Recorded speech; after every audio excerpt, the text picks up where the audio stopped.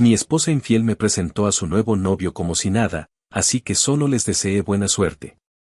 Y cuando presenté la demanda de divorcio, exigió quedarse con la casa, pero se olvidó del acuerdo prenupcial que teníamos.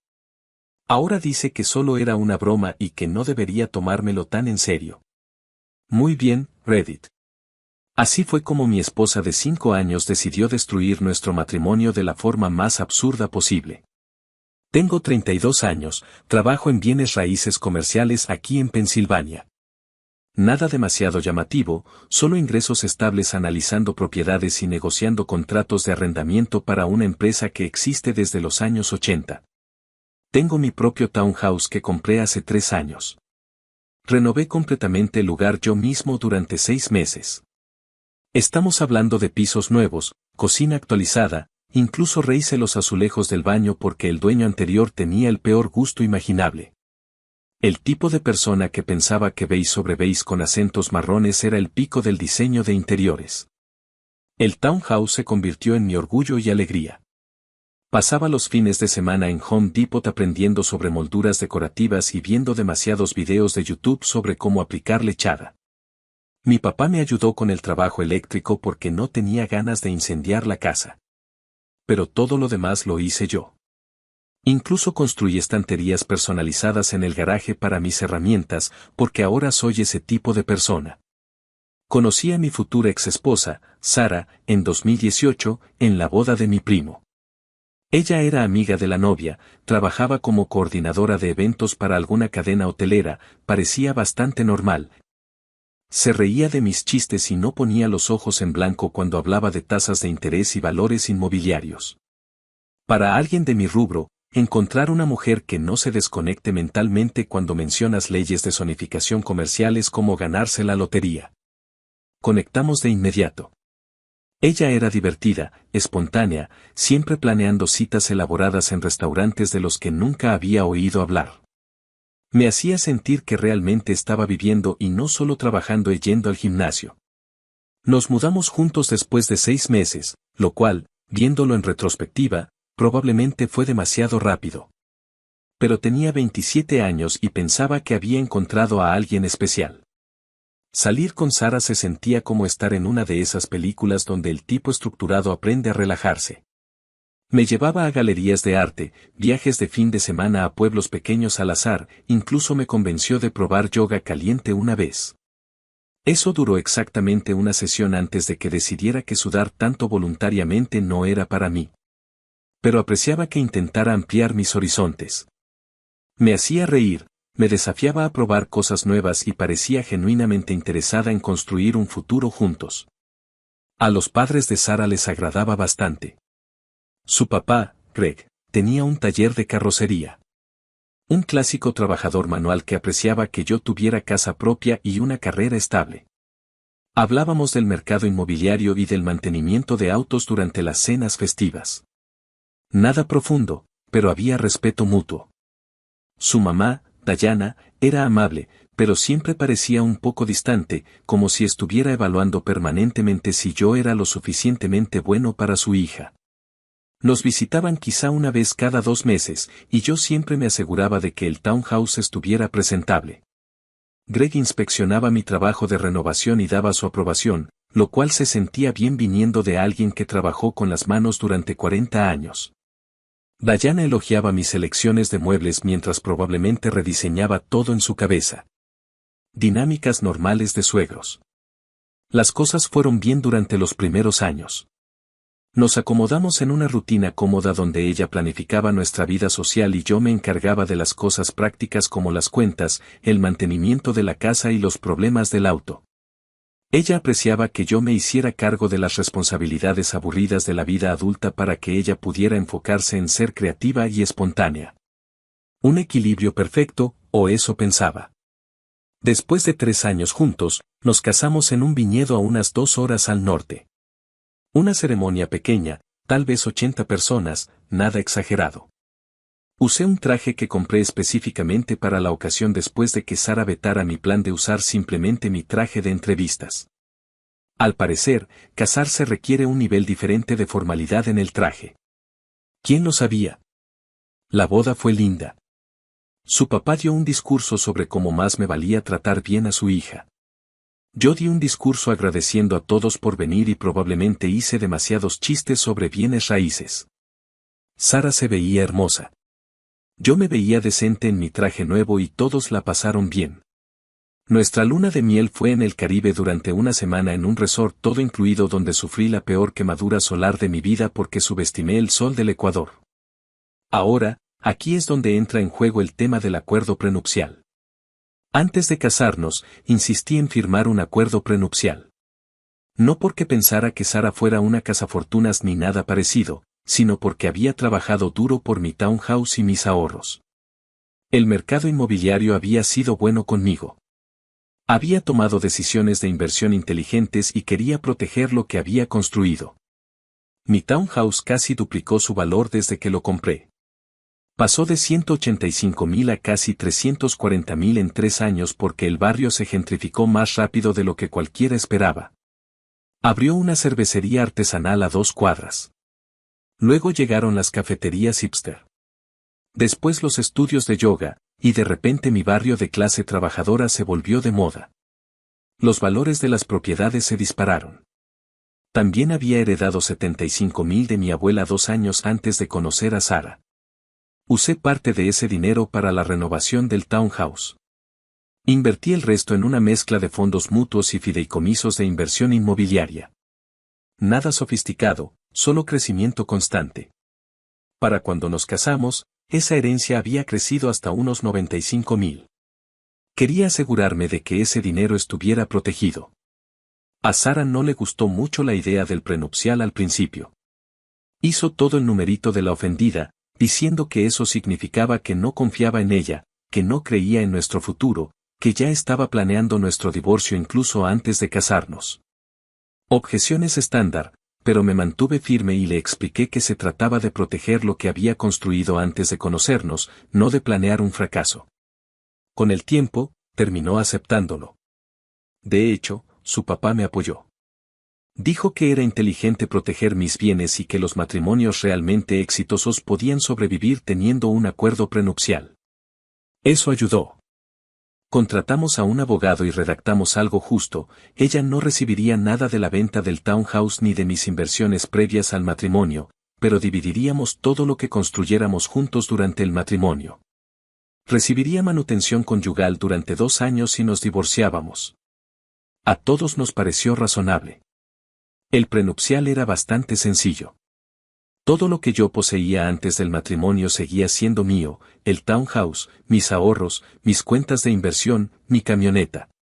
Todo lo que adquiriéramos durante el matrimonio se dividiría en partes iguales.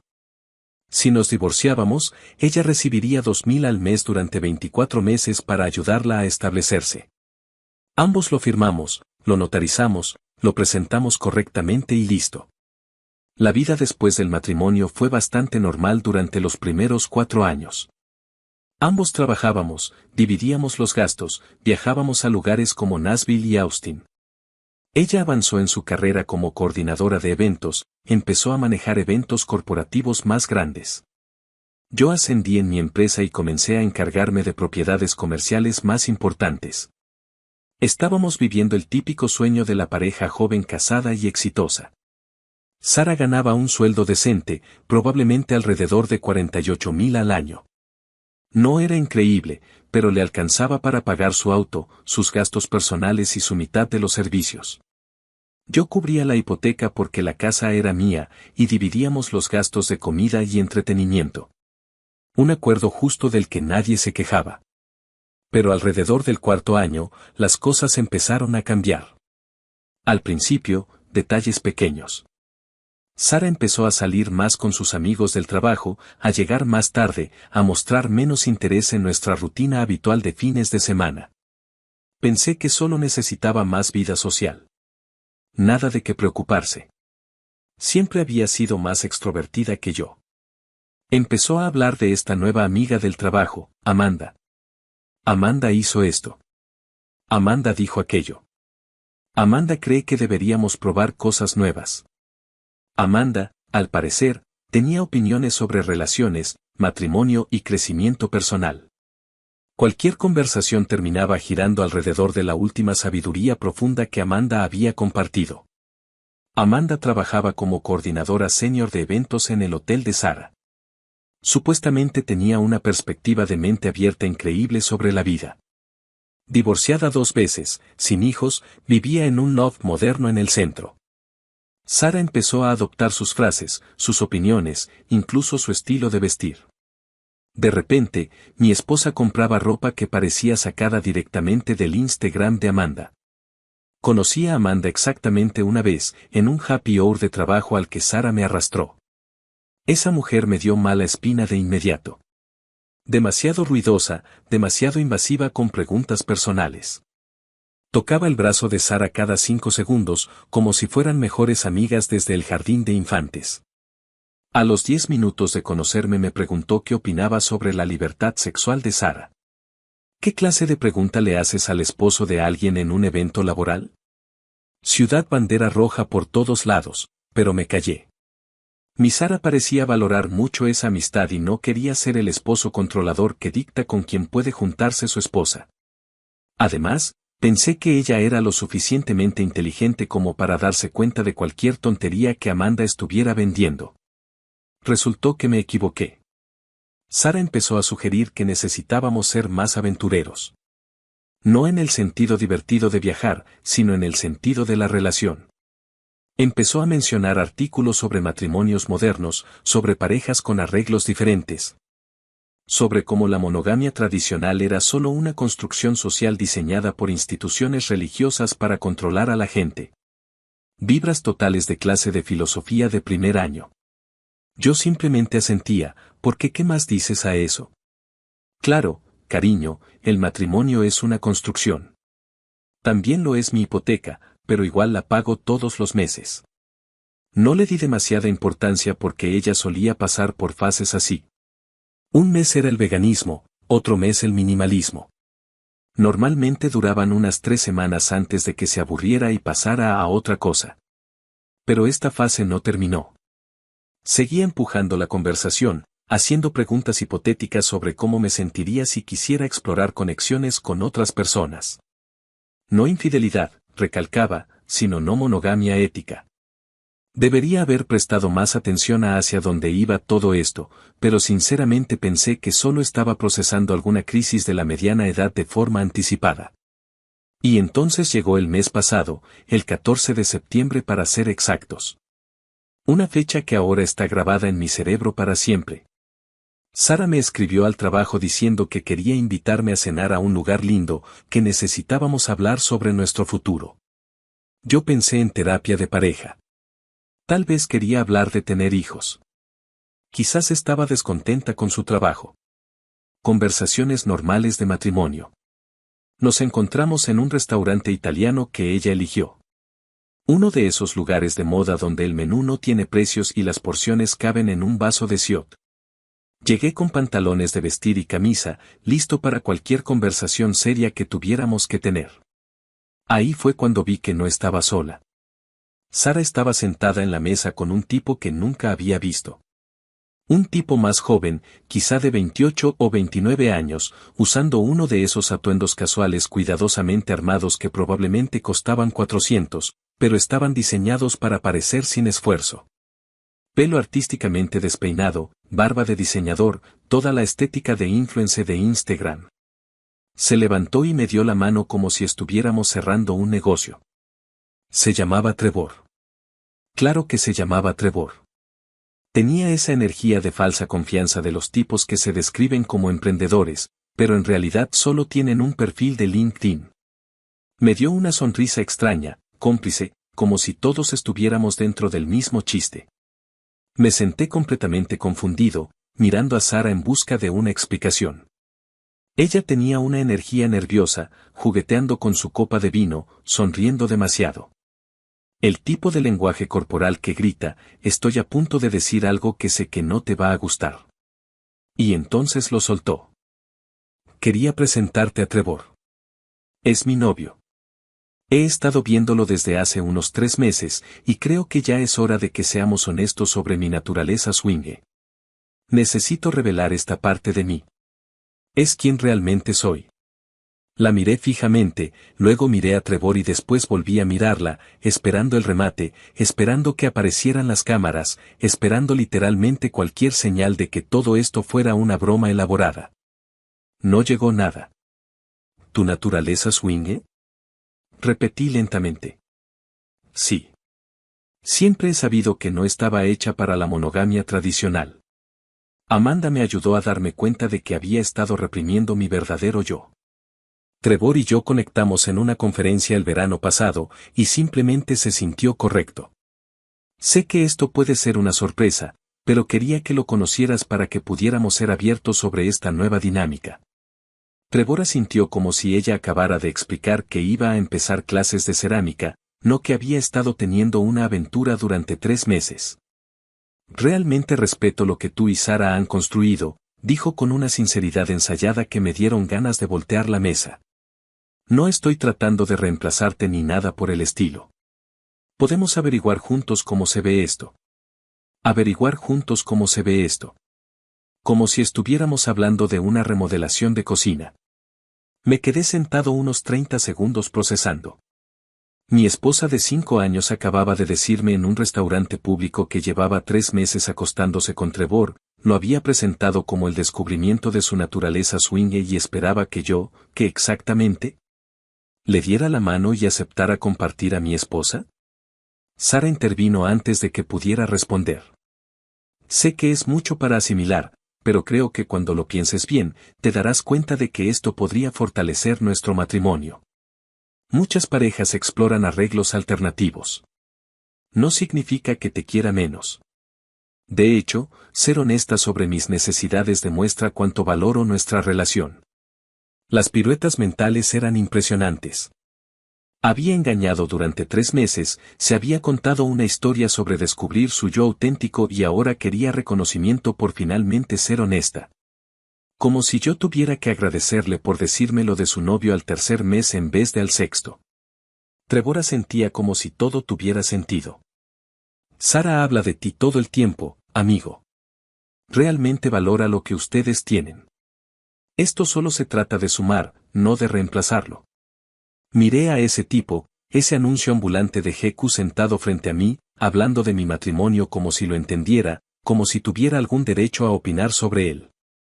Luego miré a Sara, que genuinamente parecía esperar que yo procesara esa revelación y me sumara a su forma de pensar. Ahí fue cuando algo hizo clic. Una calma extraña se apoderó de mí. Me di cuenta de que no tenía ningún interés en pelear por esto. Cero interés en discutir o tratar de convencerla de que esto era una locura. Ella ya había tomado su decisión. La había estado tomando durante 3 meses mientras me mentía en la cara todos los días.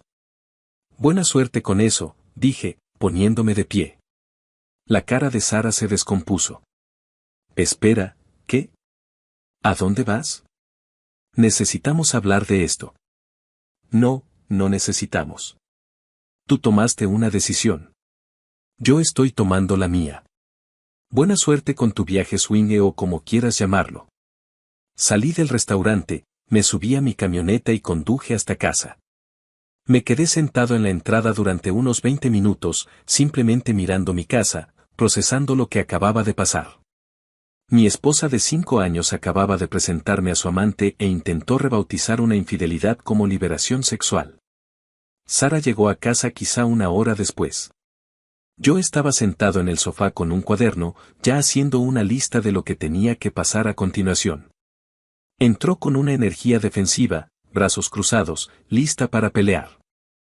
Ni siquiera me diste la oportunidad de explicarme, empezó. ¿Te explicar qué exactamente? ¿Qué llevas 3 meses acostándote con Trevor a mis espaldas? ¿Qué decidiste que ahora eres swingue? ¿Qué parte necesita más explicación? No es infidelidad si estoy siendo honesta contigo sobre quién soy. Fuiste honesta después de 3 meses de mentiras. Así no funciona la honestidad. Se sentó y trató de tomarme la mano. Me aparté. Sé que estás herido, pero de verdad creo que si le dieras una oportunidad, si intentaras entender de dónde vengo, podríamos hacer que esto funcione. Muchos matrimonios sobreviven a cosas peores que esta. ¿Sobrevivir? ¿Ese es tu argumento de venta? ¿Nuestro matrimonio podría sobrevivir a que tengas un novio? ¿Por qué eres tan cerrado de mente con esto? Estoy tratando de incluirte en mi camino, en mi crecimiento. Amanda dice que los hombres que no pueden manejar que sus parejas exploren otras conexiones suelen ser inseguros con su propia masculinidad. Amanda dice. Por supuesto, todo esto tenía sus huellas por todos lados. Apostaría dinero a que Amanda sugirió la revelación en el restaurante, dije. Probablemente le dijo a Sara que era valiente y auténtico. Seguramente hasta la ayudó a elegir el atuendo para presentarle a su esposo a su amante. Quiero el divorcio, dije simplemente. Sara se rió. De verdad se rió. Estás siendo dramático. Necesitas tiempo para procesar esto. Date una semana. Piénsalo racionalmente en lugar de reaccionar emocionalmente. Estoy perfectamente calmado. Me engañaste, intentaste reformularlo como crecimiento personal y ahora esperas que participe en tu estilo de vida alternativo. No me interesa nada de eso. Quiero divorciarme. No puedes tirar a la basura 5 años de matrimonio por una reacción impulsiva a algo que no entiendes. Mírame. Me levanté y fui al dormitorio. Saqué el archivador donde guardaba los documentos importantes, encontré el prenupcial, hice una copia y guardé el original otra vez. Sara me siguió, su tono cambiando de defensivo a desesperado. Espera, ¿hablas en serio? ¿De verdad vas a divorciarte por esto? Sí. Pero podemos trabajar esto. Podemos ir a terapia. Puedo ir más despacio con Trevor si eso te ayuda a adaptarte. No tenemos que apresurarnos con ninguna decisión. Tú te apresuraste a tomar una decisión hace 3 meses cuando empezaste a acostarte con él. Yo solo estoy poniéndome al día. Intentó otro enfoque.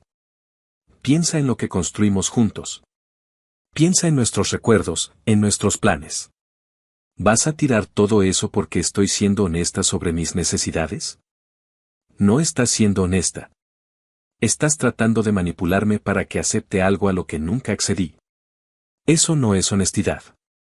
Eso es coerción. A la mañana siguiente llamé a mi abogado. El mismo que se encargó del prenupcial.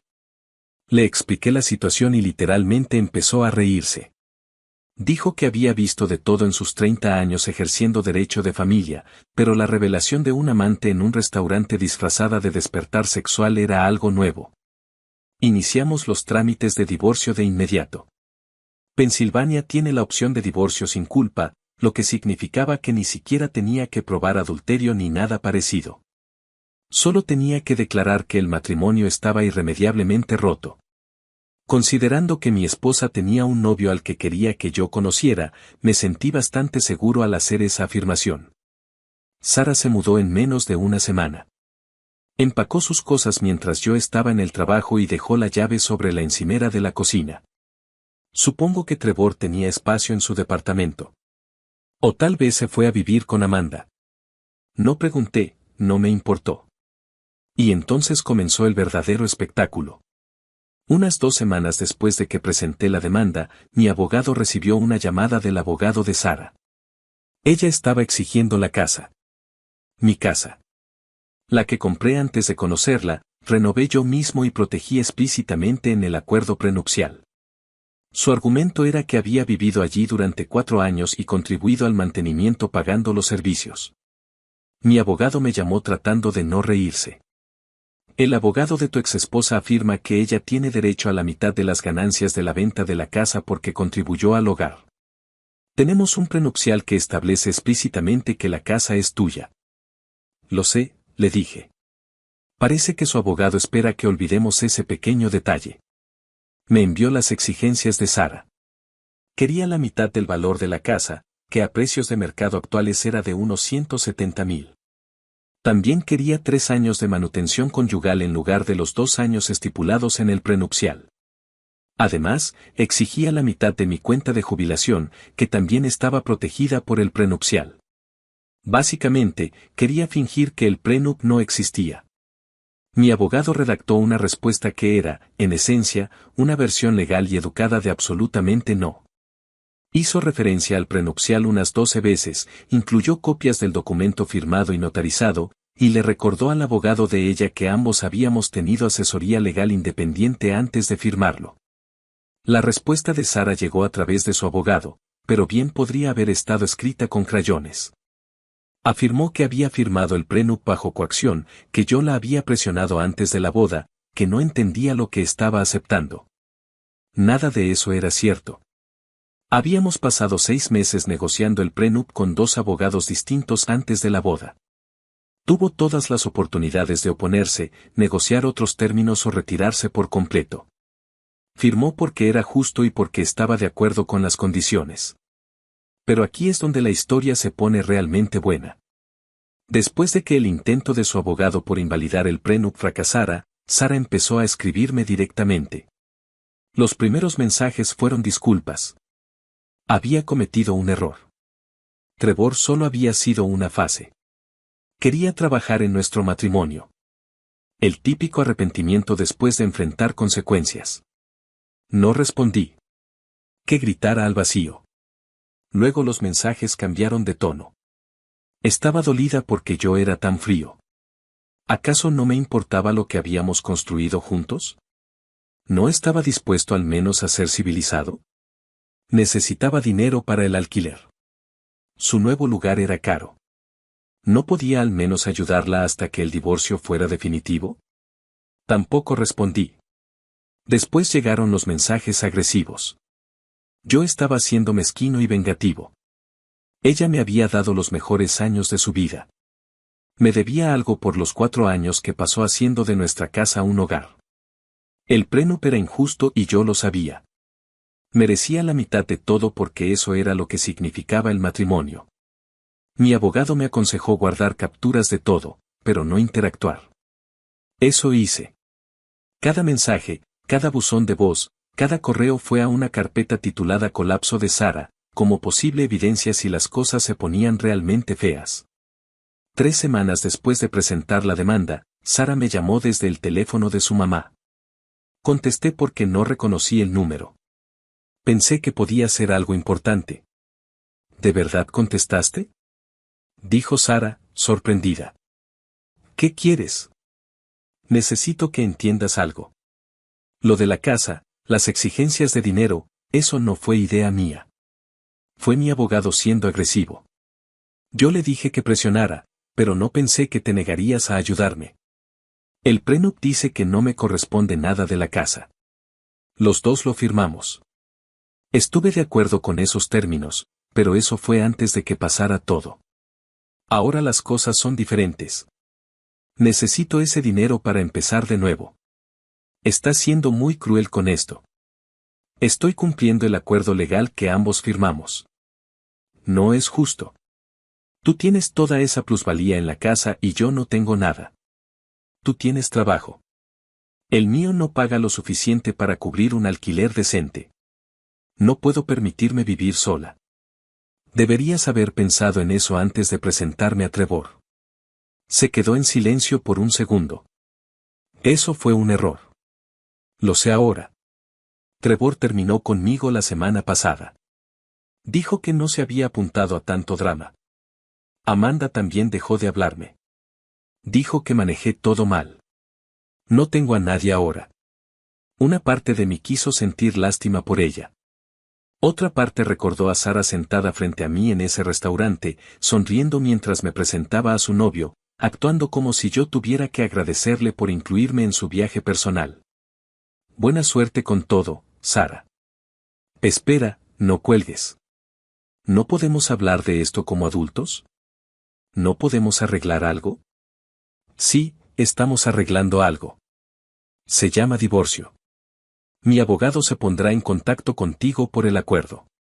Colgué. Llamó 6 veces más. Todas fueron directo al buzón de voz. El siguiente giro vino cuando el papá de Sara me llamó. Greg. El tipo que había pasado fiestas en mi casa, que había aprobado mi trabajo de remodelación y que me había apoyado con el prenup antes de la boda. ¿Qué pasó entre ustedes?, preguntó sin rodeos. ¿Ella no te lo contó?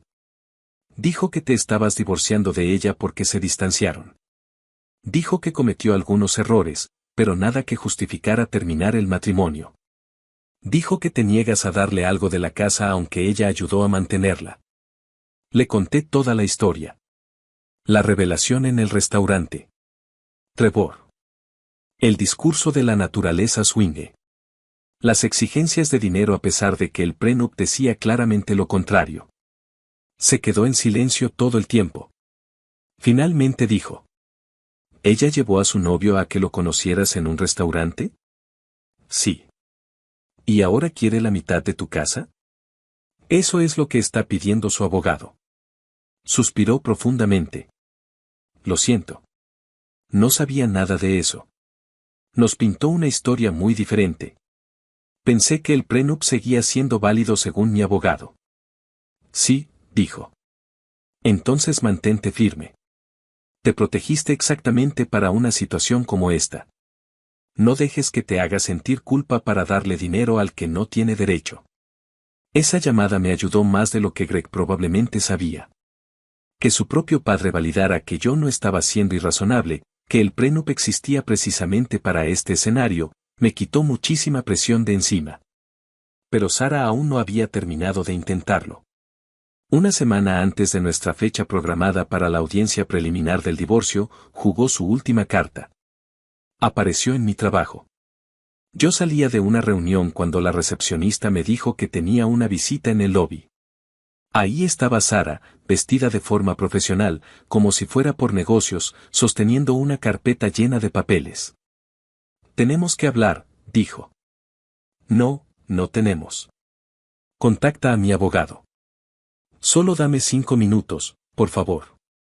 En contra de mi buen juicio, la acompañé hasta mi camioneta en el estacionamiento. No iba a tener esa conversación en mi oficina con colegas escuchando. Me entregó la carpeta. Dentro había publicaciones impresas de Facebook, capturas de mensajes de texto, incluso fotos de nuestra boda. Hice una línea de tiempo de nuestra relación, explicó. Todos los buenos momentos, todos los recuerdos, todo lo que construimos. Necesito que recuerdes por qué nos casamos en primer lugar. La hojeé. Fotos de la boda, viajes, capturas de conversaciones cariñosas de años atrás. Un álbum de un matrimonio que existía antes de que ella decidiera que la monogamia era una construcción social.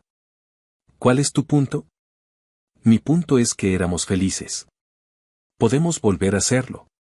Cometí errores, lo sé. Pero los errores no deberían acabar con un matrimonio. Necesitas recordar lo que teníamos antes de tirarlo todo por la borda. Llevaste a tu novio a que lo conociera en un restaurante. Lo sé. Lo sé.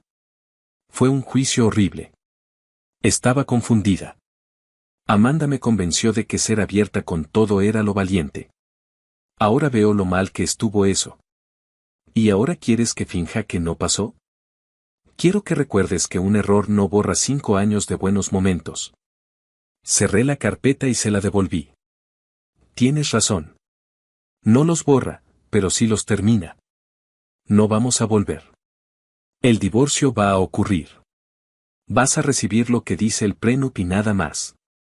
Su rostro se endureció. ¿De verdad no vas a ayudarme en nada después de todo?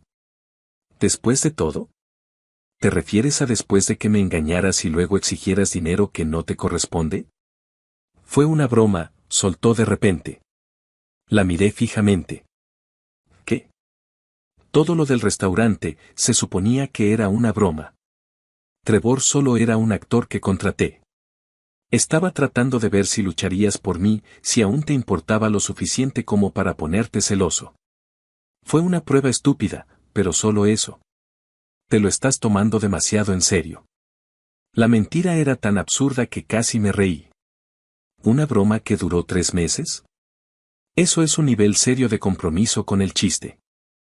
Habla en serio. Trevor ni siquiera es su nombre real. Le pagué 500 para que fingiera ser mi novio en esa cena. Pensé que encendería algo entre nosotros, que te haría darte cuenta de que no podías perderme. Todo salió mal y entré en pánico. Sara, he visto los mensajes de texto entre ustedes dos. Tu abogado literalmente los presentó intentando probar que el matrimonio aún era viable. Meses de conversaciones sobre habitaciones de hotel y viajes de fin de semana. Es una broma muy cara. Su rostro se vino abajo. La mentira se desmoronó en tiempo real. Está bien, está bien. Trevor era real. Pero lo de swingue era una broma. Nunca fui realmente swingue. Solo dije eso porque Amanda me dijo que sonaba mejor que admitir que había tenido una aventura. Estás exagerando todo esto. Me estoy divorciando. Esa es exactamente la proporción correcta. Ella me agarró del brazo. Por favor. Firmaré lo que quieras. Dejaré todas las exigencias sobre el dinero de la casa. Solo no me dejes sin nada. Vas a recibir 2 años de manutención conyugal. Eso no es nada. Eso son 48,000 para arreglar tu vida. Eso apenas alcanza para sobrevivir. Ganas 48,000 al año en tu trabajo. Entre eso y la manutención, tendrás un ingreso anual de 96,000 durante 2 años. Vas a sobrevivir. La audiencia preliminar salió exactamente como se esperaba. El juez revisó el prenup, confirmó que había sido ejecutado correctamente y negó todas las reclamaciones de Sara sobre la casa o mis bienes previos al matrimonio. Recibió sus 2 años de manutención. Eso fue todo. Sara estaba sentada en la sala del tribunal con una expresión derrotada. Su abogado intentó argumentar que el prenup era abusivo, que ella quedaría en la miseria, que yo tenía muchos más recursos. El juez no quiso oírlo. Dijo que ella tenía trabajo, que recibiría manutención y que había aceptado exactamente esos términos 5 años antes. El juez incluso parecía molesto cuando el abogado de Sara siguió insistiendo.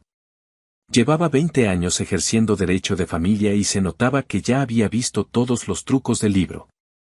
Cuando su abogado intentó alegar que Sara había sido coaccionada para firmar, el juez pidió ver la documentación. Mi abogado sacó correos electrónicos que mostraban que Sara había consultado con su propio abogado durante 6 meses antes de finalizar nada.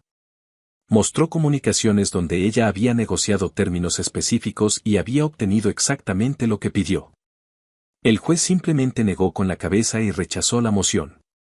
El abogado de Sara intentó un último ángulo, afirmando que ella debía recibir más porque había sacrificado su potencial profesional para apoyar el mío. Excepto que no lo había hecho. Durante nuestro matrimonio había avanzado en su propia carrera, recibió 2 ascensos y su salario había aumentado casi 12,000 en 5 años. El juez señaló que ganar 48,000 al año con ascensos regulares no era precisamente un sacrificio de carrera. Vi a Sara darse cuenta de que no iba a conseguir lo que quería. Vi a su abogado guardar el maletín con esa energía derrotada que tienen los abogados cuando saben que aceptaron un caso perdido. Vi a su madre intentar consolarla mientras me lanzaba miradas fulminantes desde el otro lado de la sala. Diana, al parecer, había comprado por completo la versión de los hechos de Sara y decidió que yo era el villano de esta historia. Greg me alcanzó en el pasillo después. Volvió a disculparse por cómo se había desarrollado todo. Dijo que Diana estaba siendo difícil con el tema, negándose a aceptar que Sara hubiera hecho algo mal. Él sí lo entendía. Dijo que había visto lo suficiente en sus años como para saber cuando alguien estaba tratando de reescribir la historia para verse mejor. Ella hizo su cama, dijo, con aspecto cansado. Ahora tiene que acostarse en ella. Solo desearía que dejara de intentar arrastrarte con ella. Al salir de ese juzgado, no sentí nada. Ni enojo, ni satisfacción. Solo cansancio, y ganas de terminar con este capítulo. El invierno de Pensilvania empezaba a hacerse sentir. Ese frío cortante que atraviesa la chaqueta sin importar cuántas capas lleves. Me senté en mi camioneta unos minutos con la calefacción encendida, observando a Sara y a su madre irse en el auto de Diana. Sara miró hacia atrás una vez, probablemente esperando que fuera tras ella o algo así. No lo hice. Eso fue hace 3 semanas. El decreto final de divorcio llegará en unos 6 meses, una vez que termine el periodo de espera. Sara ya se mudó de nuevo con sus padres. Según amigos en común, Trevor aparentemente ya está saliendo con otra persona que conoció en la misma conferencia donde conoció a Sarah, otra mujer casada por lo que escuché, porque al parecer el tipo tiene un patrón. A Amanda la despidieron del hotel por algo no relacionado con este drama, aunque me gusta pensar que el karma tuvo algo que ver. La situación con los amigos en común ha sido interesante. La mayoría eran amigos de ella originalmente, gente de su trabajo o de la universidad. De unas 15 parejas con las que salíamos regularmente, mantengo contacto con exactamente 3. El resto o me borró por completo o mandó mensajes incómodos sobre mantenerse neutrales y esperar que todos pudiéramos seguir siendo amigos cuando todo se calmara. Solo una pareja, Dave y Michelle, se acercó de verdad para escuchar mi versión de la historia. Habían cenado en mi casa probablemente una docena de veces. Nos conocían bastante bien a los dos. Cuando Dave escuchó la historia de la revelación en el restaurante, me escribió: Amigo, pensé que ya había escuchado de todo. Esto es una locura total. ¿Trevor? ¿En un restaurante? ¿Esperaba que le chocaras los 5 o qué? La respuesta de Michelle fue todavía mejor. Al parecer confrontó a Sarah en algún evento por todo esto. Sarah trató de pintarlo como que yo era cerrado de mente y que no estaba dispuesto a trabajar en nuestro matrimonio. Michelle le dijo directamente que presentarle a tu esposo a tu amante no era trabajar en tu matrimonio, era terminarlo con pasos extra. Ya no son amigas. La situación laboral también se puso un poco rara. Alguien del hotel de Sarah debió haberse enterado del divorcio porque empecé a recibir solicitudes de conexión aleatorias en LinkedIn de sus compañeros de trabajo. No estaba seguro de si eran curiosos o qué, pero ignoré la mayoría. Una mujer que había conocido un par de veces, Jessica, sí me mandó un mensaje disculpándose por no haber visto las señales de lo que Sarah estaba haciendo.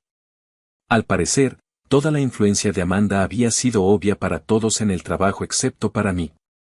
Según Jessica, Amanda básicamente estuvo entrenando a Sarah durante meses sobre cómo tener una aventura, diciéndole que hoteles de conferencias tenían más privacidad, cómo justificar las llegadas tarde. Incluso qué decir para defender todo el ángulo de la no monogamia ética. Toda la oficina aparentemente sabía que algo estaba pasando entre Sarah y Trevor en esa conferencia. Los habían visto juntos en los bares del hotel, saliendo antes de las sesiones para volver a sus habitaciones. Todo el paquete cliché de una aventura corporativa.